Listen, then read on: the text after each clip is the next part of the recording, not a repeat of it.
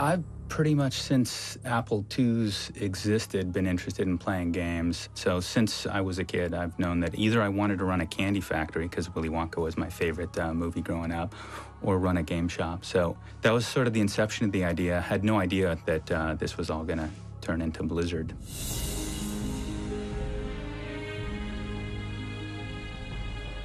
I just thought making games would be fun, and managed to talk a couple of cool guys in college into coming on board, and here, we are 20 years later. I met Alan, actually, my last year at UCLA. I noticed that there was this guy in both of my classes, and there was one day Alan and I both showed up early to the computer architecture class, and I saw him, and I thought I'd be really smart because I thought he looked Israeli. I said, "So, where in Israel are you from?" And he looked at me kind of puzzled. He said, "What?" I said, "Where are you from?" And he said, "Oh, I'm from Egypt." I don't remember that, but that's the one Mike tells. The one I remember is we were sitting side by side at UCLA in one of the computer labs, and I had gotten up to go get a cup of coffee, go to the bathroom, and I had locked my computer system. And when I came back, I sat down, I typed in my password, the system unlocked, and I kept working. And this guy sitting next to me, who I didn't know was Mike, turned to me and he said, "Hey, how'd you do that?" And I said, "Do what?" He said, "While you were gone, your system unlocked itself and I relocked it using my password." And so it turned out, and what are the chances, Mike and I were both using the same password to lock our computer systems. He graduated slightly before me, about 3 months, maybe 6 months, but he kind of knew what the plan was, and he was down here in Irvine working at Western Digital. He got it in his head that I should quit my job at Western Digital and go into business with him making games. Much to the chagrin of his parents, his father in particular thought it was crazy to leave a good job for this crazy startup with a 22-year-old kid, but I think his dad knows he made the right decision now. I borrowed $15,000 from my grandmother. $10,000 went into the company, $5,000 went into my bank account, and that's pretty much what I lived off of for the next 2 years. Frank is a similar story. We were also both in the computer science department. I attended UCLA to study computer science and engineering, and while I was there, I was fortunate enough to meet Alan Adham through a mutual acquaintance. We had an AI class together, artificial intelligence, and it was so boring. It was so boring that I used to ditch all the time, and I'd go to Ackerman Union at UCLA and play video games. I would always see the same guy there. He had the same AI class. I think we saw each other like the first day and maybe on test days, and that was about it because we were both always ditching and playing video games. When I was growing up, I always felt like I wanted to make computer games, but I really had no idea how to go about doing it. Alan also knew that he wanted to make computer games, but he knew exactly how he wanted to go about doing it. And right after Alan graduated, we happened to chat on the phone, and he said, "Frank, I want to talk to you about what I'm doing next. I want you to be a part of it." And he invited me to come make computer games with him. I left my job at Rockwell, and I came to work with Alan, and that was actually the first time I met Mike Morheim. Was the first day. We built desks together. That was our first day. It was a very small space, about 600 square feet, and right out the gate we started working on ports of Amiga and Mac titles, which was actually really great exposure for us because having never authored code for a computer game before, this gave us a huge code base to look at. There was this attitude that it didn't matter what our project was, we were going to learn how to do it, and we could learn anything that we set our minds to. Initially, we were called Silicon and Synapse. Silicon, the building block of the computer, and Synapse, the building block of the human mind. Computers, brains, creativity, technology. Nobody got it. What we actually got over the phone was silicone. Isn't that what you put in women's breast implants? And what the hell is a synapse? You know, when we first started, we just had this idea that we were looking for smart, passionate people who loved games, loved learning about game development. We just wanted to make great games. It was really as simple as that. Our biggest criteria was we wanted kind of cool people who we thought would vibe with the company who played video games, and that applied to everybody. I think that sort of the pre-Warcraft Orcs and Humans era of Blizzard really allowed us to grow the talent pool at the company. We hired our first 3D artist. His name was Joey Ray Hall. Our early hires in the art group were like, I think Sam came in, Sam Wise. I saw an ad in a newspaper. It said, make art for video games. And that was all it said, really descriptive. I think a programmer wrote it. Computer programming, we just wanted guys who were really into games and really into computer coding. Bob came in, he was obviously a D&D geek and an excellent programmer. I walk in my I Love Toxic Waste t-shirt with a Tasmanian devil on the front, shorts and a t-shirt, sandals, and apparently it struck a chord with the three guys there. So I came in for the interview, and the first thing I saw was this cute little receptionist named Frank Pierce. At the time, they had me answering the phones. And honestly, I don't think I'm the best person to be answering the phones because I don't always have the most pleasant personality. He opened up his mouth and said, "Yeah, can I help you?" And I said, "Yeah, I'm here to see Alan Atham." And he said, "Well, Alan's on a meeting. Can you go talk to Mike?" And so I met with Mike. I had my portfolio of art, which basically consisted of every single piece of art I had framed on the wall. I just threw into a big case, brought it in. And after that, he showed it to Alan, and they offered me the job there. They hired me to work on Rock and Roll Racing. Written for the Super Nintendo. It was a new version of RPM racing that the company had done as one of their first startup games. And we were, I think, the first American developer to develop and release a title for the Super Famicom. And we did it, we literally were using untranslated Japanese documents. Rock and Roll Racing? I didn't work on that. When I started, it was just sort of a normal racing game, and very much just a evolution of the RPM racing we had been doing. It was also kind of funny because we knew that race car games should have cool driving music. And before Rock and Roll Racing, nobody had really used rock music at all. So I programmed Rock and Roll Racing using assembly language for a 6502 processor.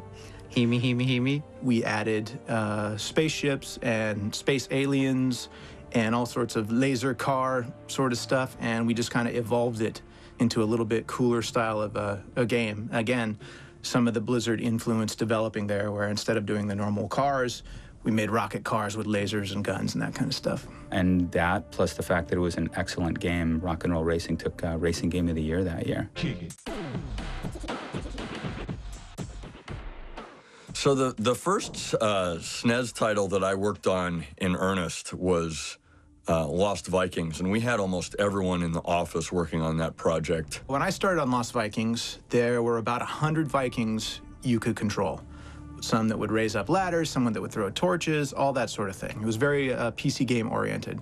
We were sort of inspired by Lemmings, a little PC game where you had a ton of little guys and they would just kind of walk around the screen. And so we decided to make it a little bit more friendly for the Super Nintendo, and we dropped it down to 5 characters, then to 4, then to 3. But it also had a lot of puzzles and a lot of level design and a lot more creative stuff that we were putting into it than we had needed to, I would say, previously. For Lost Vikings, I was responsible for doing all the layouts for all of the puzzles and all the levels within Lost Vikings. We used a program called CED that Mike Morheim had written for this purpose to lay things out. CED, the cell editor. This was my first project at Blizzard. It was a C++ project written completely in Zortex C++, and learned how to program in C++. It was also the first forerunner for the map editor that would later become part of StarCraft and Warcraft and our games moving forward. That's kind of our first move of taking sort of PC-style artwork and bringing it more into the Blizzard art style, where it's a little bit more cartoony, it's a little bit more accessible to the console market. It went on to win Puzzle Game of the Year in the same year that Rock and Roll Racing won Racing Game of the Year. And so our tiny little company with about 20 employees won 2, I think, of the top 7 awards that year. Keeping in mind, we were competing against companies like Sega and Nintendo and Konami and Capcom. I think we may have been the only company to win 2 of the 7 top awards. I was the lead programming guy on Blackthorn, which was one of the few games that we've done over the years that didn't actually have a multiplayer component to it. It was inspired by a couple of cool games that at the time we thought were really fun, kind of blends between, puzzle games and shooters.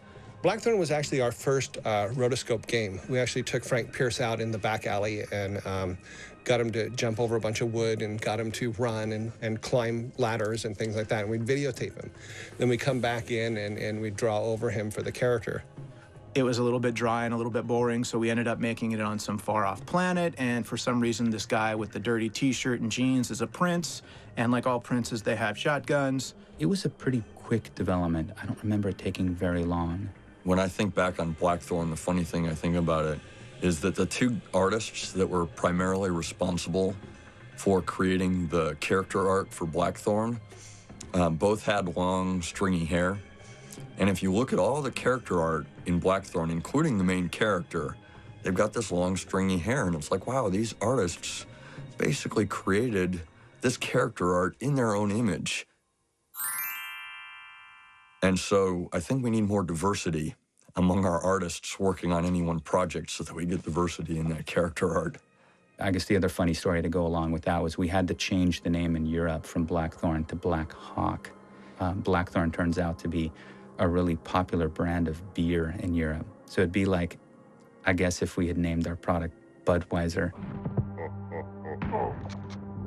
In the early years, the company pretty much lived on royalties that we got from the games we worked on or the ports that we worked on. But there were times when there just wasn't enough money to pay salaries and stuff like that. On paper, it always looked like we were just a couple months away from being completely in the black and having a windfall of excess cash to work with.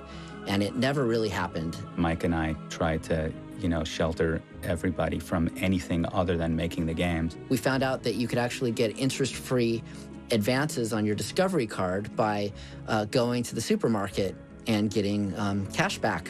They would go and they would cash in their credit cards at the local market and then put the money in the bank account so that they could still make payroll. And although we never missed the payroll, it's really a miracle that we never missed the payroll because we were always a week away from being unable to make payroll. And some people knew about this and some people didn't. But those of us that did, we know the kind of people these men are, and we knew then that we would work for these people forever. And so it was a pretty lean couple of years early on, but amazingly still super, super fun. The company sort of grew beyond the point where our Discover cards couldn't handle it anymore. So we each went to our parents and we got them to put each $20,000 into a bank account, so $40,000. And at the time that we sold the company to Davidson and Associates, we completely maxed out the $40,000 credit line. And so, yeah, I mean, it was pretty tight for the first few years. So that was a period where we were transitioning from being a third-party developer where we would make products for other companies based on their ideas. The next step up was being sort of a joint developer where we would take our own concepts and pitch them like Lost Vikings. And then we decided we wanted to try self-publishing, and we had started with Warcraft. The idea there was that it would still be published by an established publisher who had distribution, but we would control the packaging, we would sort of control the marketing, and our name would go on the front of the box. In the middle of that process, Bob and Jan Davidson came along. We became aware of Silicon and Synapse because we had a product called KidWorks, which needed to be transformed into Windows. And they took on the project, they did it on budget, on time. I heard about Silicon and Synapse when I started at Davidson and Associates. And interestingly enough, when I arrived, the first thing that I was asked to do was do contractual due diligence to acquire this little company that Davidson was looking at. Our interest in buying them came because we had achieved a larger and larger market share of the educational software market, and a larger business, much larger, was the entertainment side of PC software. One night, Bob just said to Alan, he goes, "How much do you want?" And Alan gave him an astronomical amount, and thinking that Bob would just go, "No way, that's way too much." And Bob said yes. We were a public company at the time, I believe, and so we had the wherewithal to do that. But we didn't know if they had an interest in selling, but I guess Interplay made them an offer or approached them about acquiring more of them. Interplay back in those days was the cream of the crop. They were an excellent company and had a lot of really, really good people. We always thought, well, Interplay had a bit of an advantage because they were culturally aligned with the folks at Silicon and Synapse. On the other hand, we were adults. And one of the things they were looking for was adults to do the business side of the business. They basically said, nothing has to change. You guys continue doing just what you're doing now. You guys are really good at making games. We're really good at educational software. We'll handle the sales and distribution for you, but nothing has to change. Keep doing what you're doing. These guys are creative, and you can't control, creative talent. You've got to let it do what it's going to do. And I said, they're more than creative. They understand their consumers. They are their consumers. Finally, on a Friday, Alan called me and said, your company's really very attractive, but, we've been doing business with Interplay for quite a while, and we think we're going to go that direction. And Jan came in my office a little while later, and I said, well, the guys down at Silicon and Synapse have decided to go to Interplay. She said, really, can I talk to Alan? I said, be my guest. And she did. So I'll let her describe that conversation. Well, I called him up and I said, you have made a big mistake. And he said, well, we've been sitting on the floor and we were thinking that we may have done the worst thing we've ever done to ourselves. And I said, you've made a big mistake and I want you to think about it some more. The following Monday, Alan called me and he said, I've been thinking about what Jan has said all weekend and I didn't get a minute's sleep. And I'm thinking, that's pretty good. And so finally said, we really want adults, we really want the business acumen that we see with the folks at Davidson. He said, we're going to change our mind, we'll go with you. They said that we would be able to completely retain our creative control over the games we were making, and that has managed to allow us to protect our autonomy all of these years. And I think we've got a setup that is totally unique in terms of divisions of larger organizations having this type of autonomy. It wasn't hard for us to allow Blizzard to do its thing, but there was always a little caveat. As long as it was working, if it's not working, we may have to do something, but it always worked. There wasn't a time when it didn't work.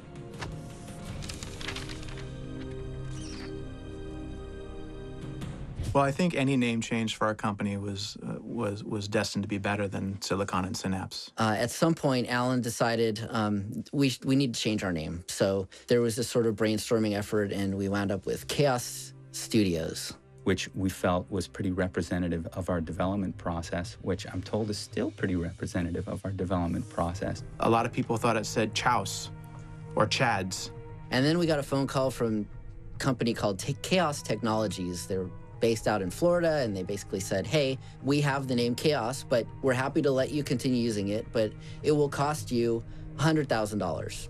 And we said, ooh, okay, no thanks, we'll pick a different name. One of the first things that happened after the acquisition was Alan calls and said, well, we had a big meeting and we don't like the name Chaos anymore. We want to change it. So we were going through some other ideas, and then we had an idea for Ogre Studios. Well, at the time, we were already part of Davidson and Associates, and when Alan presented the new name Ogre Studios to Jan Davidson, she hated it. I said, oh, that's interesting. Can I get back to you on that? So I had a little chat with Jan, and she had kind of an initial, thump. Thought that the name might be a little scary for the kids. I called Alan back, and I said, I did promise you that you'd have your own independence, and this is kind of embarrassing, but this does seem to have some impact, according to Jan and our marketing folks, and they know better than I on our business. So we ended up changing that name as well to something a little bit more friendly. And I think the way we figured it out was Alan came in one weekend with 7 words he picked out of the dictionary. Midnight Studios was one, which sort of sounds like a porn company maybe, and Blizzard Entertainment, which came up clean, and thankfully we navigated all of those mediocre and sometimes bad names and wound up with a really awesome name like Blizzard. We went from boobies to ogres to chads to Blizzard.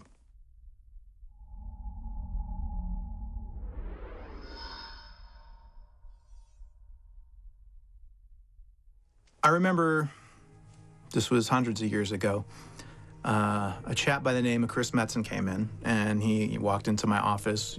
Alan was showing him around, and he noticed that I had a lot of D&D stuff on the walls, and so he and I were immediately connected there, geeks. I was playing with a band many years ago, and at one of the gigs we were doing, I guess I was drawing on a cocktail napkin or something. A friend of a friend came by and saw it, and said, hey, you know, there's this place down in Costa Mesa hiring for artists. And I didn't really know what the place was. I thought it was like some kind of graphic arts firm. But at the time I figured, hey, you know, if they're gonna pay me to draw, that sounds pretty good. And I rolled down on a Friday morning and met a very charming man called Joey Ray. I think his first words out of his mouth were, you know, what the hell do you want? Some of the times we weren't exactly the most pleasant people to be talking to. We would answer phones like, what? And Alan would come out and yell at us and say, you can't answer the phone that way, guys. I'm like, okay, fine, you know. And I put, you know, some of my drawings down on the desk, and he went and got the boss, a guy named Alan Adham, and he invited me back. We talked for a little bit, and he asked me if I wanted a job, and I told him that I would sweep his floors. You know, I just knew that the place I'd walked into and all the people that I met that day, like that was, you know, it was home. It was basically, back in the day, a lot of geeks playing a lot of different games and listening to heavy metal and rock and roll and all that. There were a lot of shenanigans. You know, a bunch of yahoos running around, you know, running around with Nerf guns. And nobody knows how the Jawa Wall came to be. One day someone got a hold of like a little yellow block of Post-it notes. And I don't remember who drew it first, but, you know, drew like a Jawa. You're like, haha, it's funny, Jawa. People started screwing with the integrity of the Jawa name. All these artists are drawn, you know, we had one that was, had this particularly big afro and these big glasses, and he was just, you know, very, very angry flipping the bird, and that was Jawa Ray Hall, right? That was pretty funny. And mixing it up with classic heroes like Jawa and Wayne.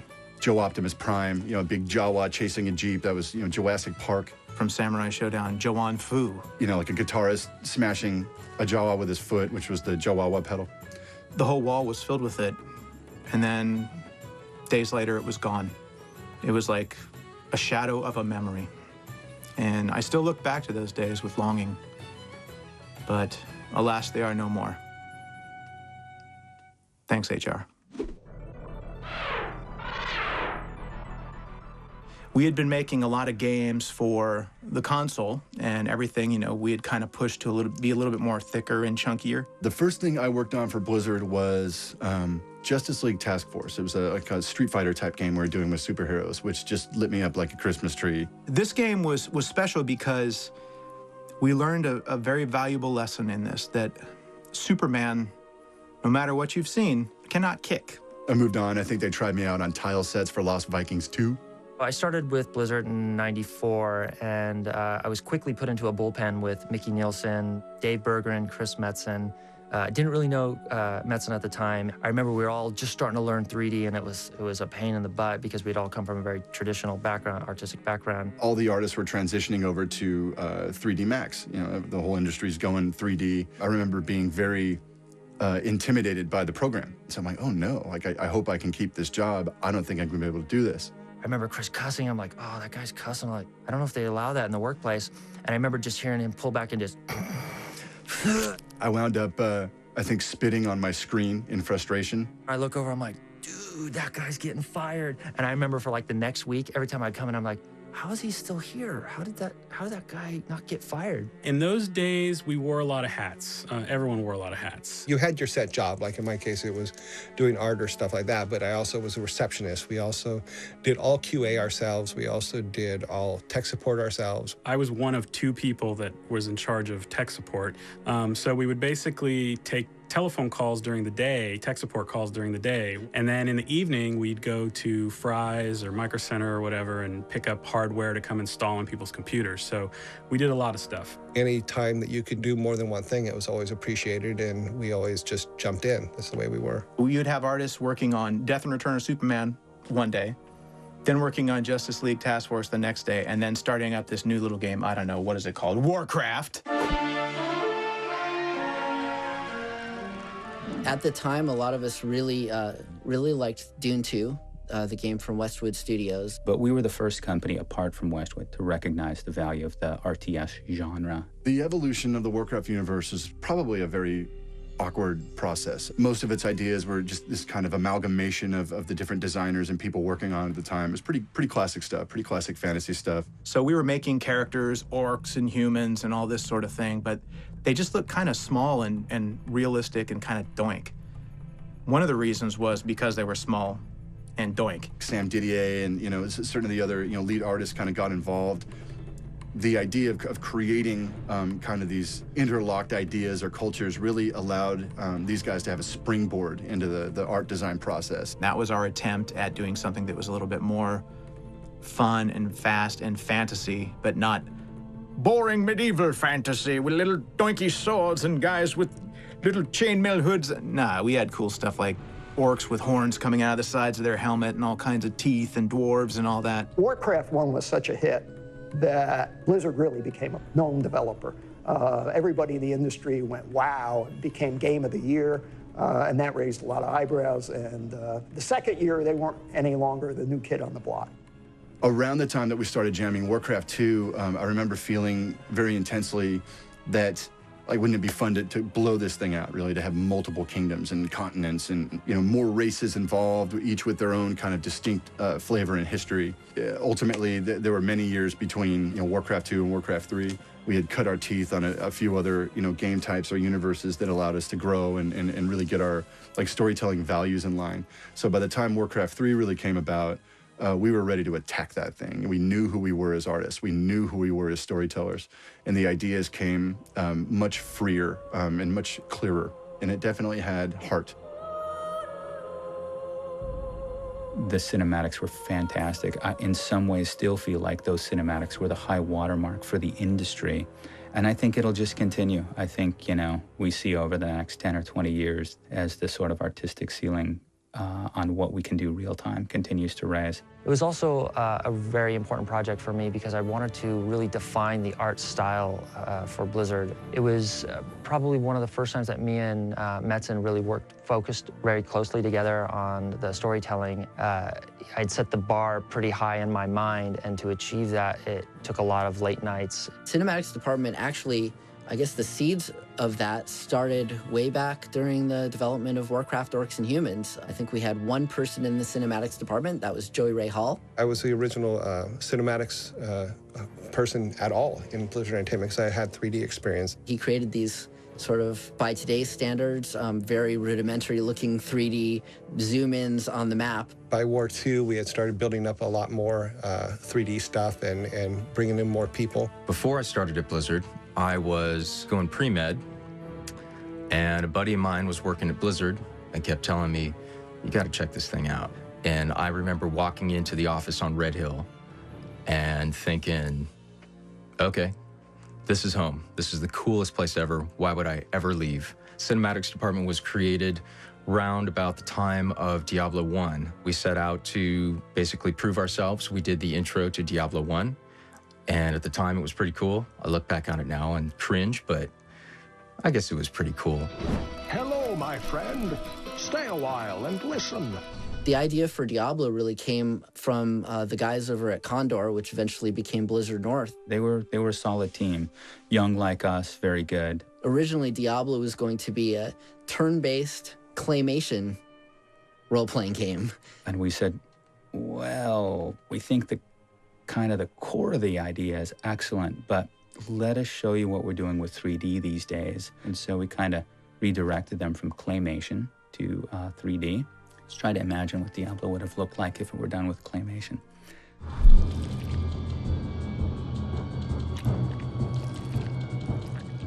Diablo seemed a little dark to me.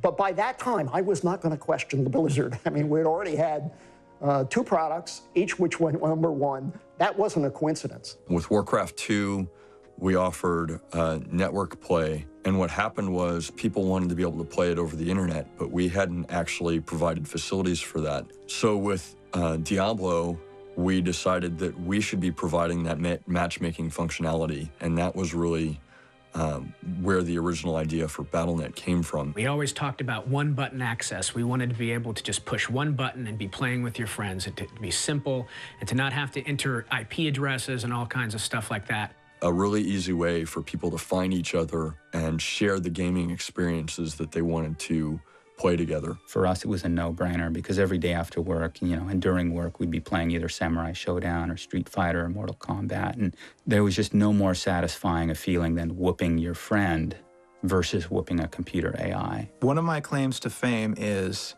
I actually defeated Roman Kenny in Street Fighter 2 using my feet. And I would also make sure that after that game, anyone else who wanted to play me played with the foot controller. So they got my funk on their hands, and they were kind of playing like, And so I would defeat them too. Defeat. Look at that. So we had done Warcraft 2, and we were going to start working on a space-based RTS game. What geek amongst us, didn't grow up wanting to work on Star Wars? So StarCraft was an opportunity to, dig out a different kind of space opera. Yeah, it was just a whole bunch of us just throwing crazy ideas around until ultimately you had the Zerg and the Protoss, and the cinematics department was just getting up off the ground. We knew we wanted to make cinematics. Thing was, there really was not a fleshed out story for the game yet. What we decided to do was create some pieces that could be used in a variety of ways. Matt and Dwayne had already started working on the intro and things like that and doing pieces that they thought was going to really sell the Terrans as rednecks. What you got for me out there, Joey Ray? We hit pay dirt this time for sure. We went through the sort of idea of, hey, why don't we put orcs in space and have it be orcs and humans except set in space? That was actually an idea we thought about. We had just taken the Warcraft 2 engine and created some new art, almost basically skinned Warcraft 2 for a science fiction theme. Brought it to a consumer electronics show and showed it off, and everybody goes, oh yeah, orcs in space. Like, no, it's not orcs in space. It turns out at the time we were very proud of it, but by the time the end of the show rolled around, we were actually, I think, a little bit embarrassed. And really got our asses kicked. We saw what everybody else was doing, and we realized very quickly that we had to change it. About a year into it, we completely scrapped the art and switched to a more advanced sort of isometric perspective, and it really took on a nice, clean, advanced look. I said, all right, give me a couple weeks, a month, something like that. I'll do a whole new engine. Just lock me in a dark room. When I come out of the dark room, I'll have a new engine, and you can use that, make StarCraft. So that's what I did. Every day for a month leading up to December, I said, at midnight to all 50 of us who were still there working 7 days a week, don't worry, we're in the home stretch. Of course, we were nowhere near the home stretch. We thought we were going to ship that game in 1997. Maybe even earlier than that if you think of when we started doing the Orcs in Space version. For the team, the crunch lasted for about 8 months. He kept telling us we were in the home stretch and we were days away. Well, months were passing, and he kept telling us the same thing, and for some reason we kept buying it. It didn't come out, I think, until April. But honestly, I look back on it rather fondly. I took off maybe 18 hours because that's how long it took for Garrett to be born. Garrett's my son. I have this feeling, that entire team was kind of in the zone. My wife slept on the couch while I laid my son, 3 days old, on a towel on my desk next to my keyboard. Really productive, really effective, doing a lot of great work, knowing we were working on something really important. I'm sitting there, here, have a bottle. Just keep on working. And that was, that was family time at Blizzard in the early days. That's how I dealt with family and crunch.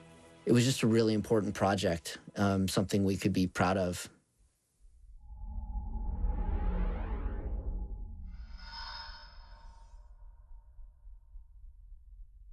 When we first started working on World of Warcraft, it really was sort of the natural evolution of things. At the point that we decided to really do it, we were, already knee-deep in the development of Warcraft 3. We kind of envisioned one day we would want to bring the universe of Warcraft to life in sort of a persistent universe game that you could be an individual character within this living, breathing world. It was a very organic thing to look at the world that was taking shape in terms of the Warcraft 3 product and really translating those ideas to a much more open-ended, real-time world. So in many ways, they were kind of co-developed. The team got behind it, and we started to, figure out, well, how do we want to build this MMO? What do we want to do different? We wanted something that was a little more faster-paced action, less grind involved, so that you're not sitting around waiting. I remember when we first started on World of Warcraft, and it was this vast, rich, colorful world. And so to sit down and play it and be really immersed in it and to find it so compelling, it definitely felt like something that was special. The first creature we made was called a furbog. You would kill these furbogs, and they would drop a nipple ring, which was one of their treasures. The early development of WoW was awesome. The team was pretty amazing. I remember for probably the first month that I joined, they called me FNG, and I was so happy when we hired the next guy after me, and I no longer had to be FNG. By the time we put out the original WoW, it was just one of those game worlds that really knew what it was. And I think that was part of the vibe that people experienced when they jumped into the product. They just felt like, just every rock feels like it's placed with love and care. Typically in game development, when you put a placeholder model in, you put like just a checkerboarded box. It's obvious that this is not the right model. Well, somebody had the bright idea that if they took a picture of me and put it on that cube, that would be better, because then obviously I would see that, and it would encourage me to get the artist to fix that piece of artwork. And so the first bug we got in our alpha was, why is Billy Joel looking at me? And why is Paunch from Chips on my shoulder or whatever? His shoulder pad was missing, and so there was a cube of me on his shoulder. Yeah, that's the story of the Shane Cube. We can make our orcs into heroes. We can have goblins flying around on jetpacks. I mean, it's a big, goofy, free universe of infinite possibility. By the end of the project, we had 60 people on the team, and it took us 5 years to make. We crunched a lot. The team crunched much longer than we probably should have. Because it was pretty harsh. We crunched for like 2 years at the end there. But I think we all felt like not only how we poured blood, sweat, and tears into the game, but it was as great as it possibly could be.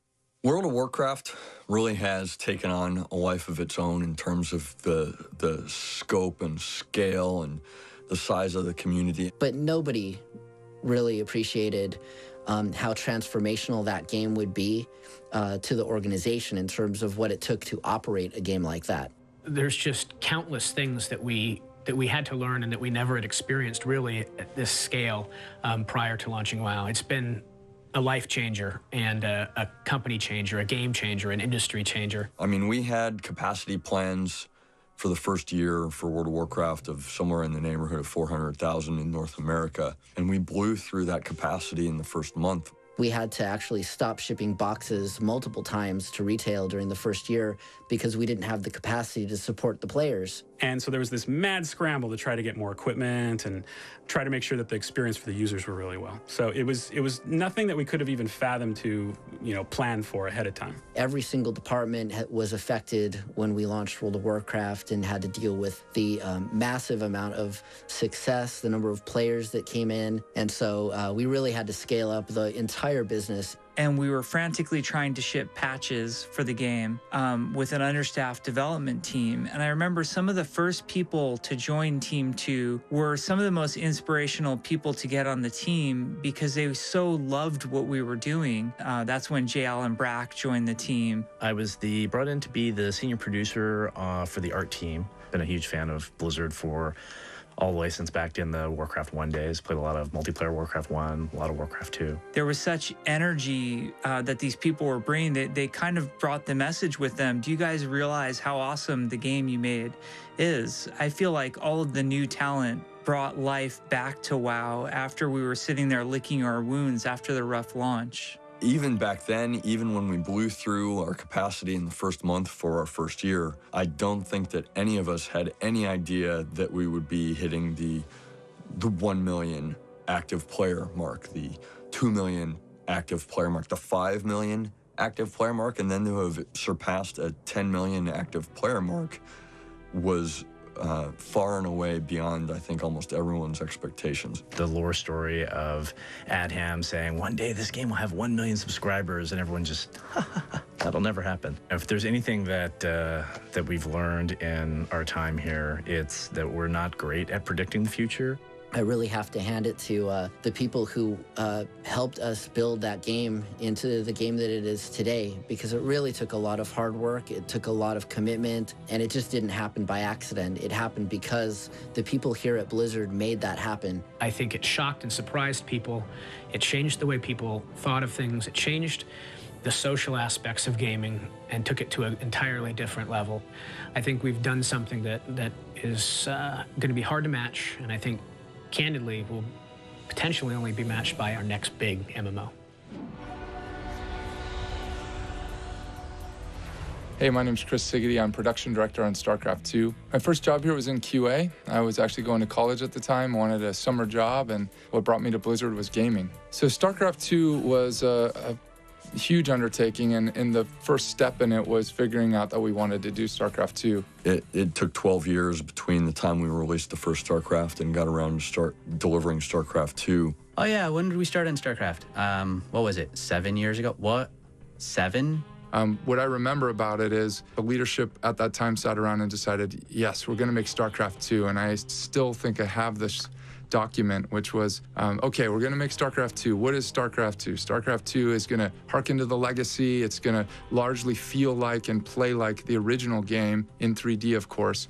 And then we're gonna do something really cool with single player, and we're gonna do something really cool with the online service. You know, storytelling is a really important component of all the games that we make also. With StarCraft 2, we recognized that that was gonna be important, and we really built on that whole flexible storytelling experience. The team is fantastic. We've got really a very strong personality helping lead the team, which is Sammy, and he's got just such a great ability to influence people in a very positive manner. You had to have a real dedication to rise up before the crack of noon and show yourselves, and that's difficult. As you all know, all artists are designers, so we can also design our own games.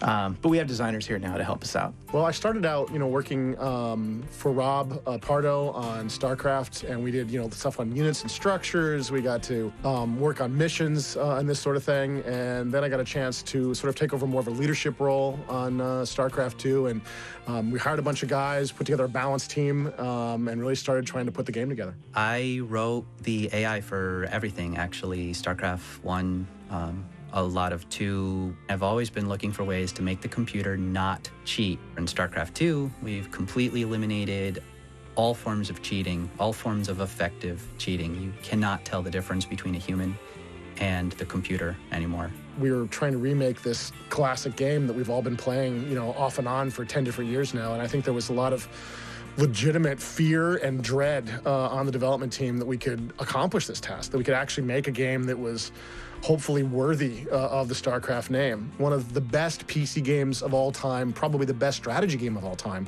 When we started on StarCraft and released it, I think everybody knew it was a fun game and had high hopes for it. I'm really proud of what we delivered from a storytelling experience for StarCraft 2. And, the multiplayer experience is awesome as well, and the Battle.net experience is awesome as well. To see how far StarCraft went was really incredible.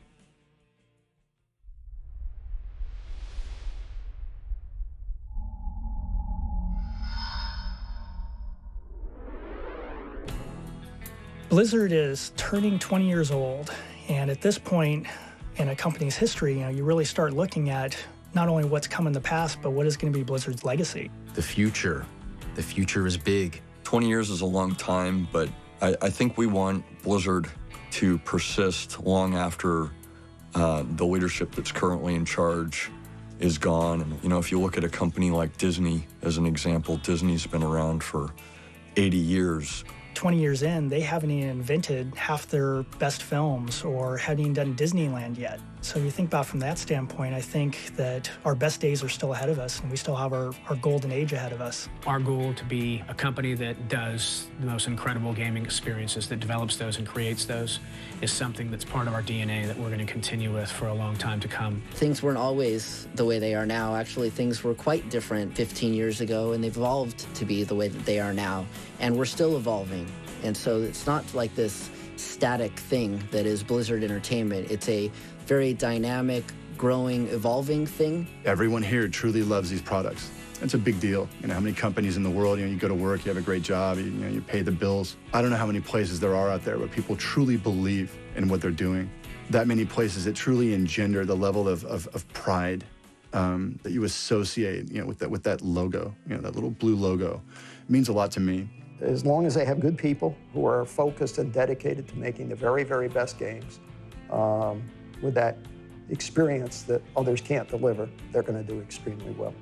I think that our pipeline at Blizzard, the games that we're working on, I think are really awesome. I think that we're still positioned better than any other company to be a leader in online games globally. We get to be at the forefront of a new entertainment medium. With games, we have the opportunity to have new game mechanic paradigms or new technology or the ability to link up thousands of players. And it's just super exciting to be able to, really offer whole new ways to interact with entertainment.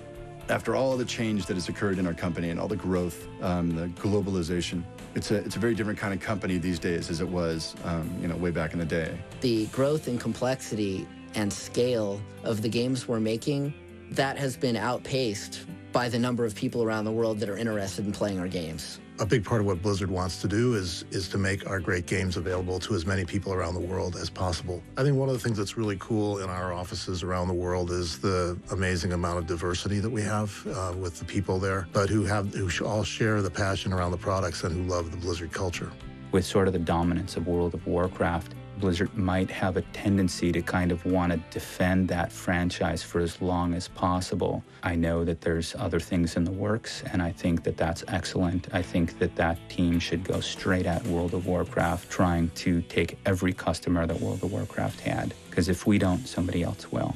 I think it's more important than ever that all of us that have been at Blizzard for a long time, that we really take the time and talk to the new employees and teach them about our culture, teach them about our values and tribal knowledge, and make sure that we stay Blizzard.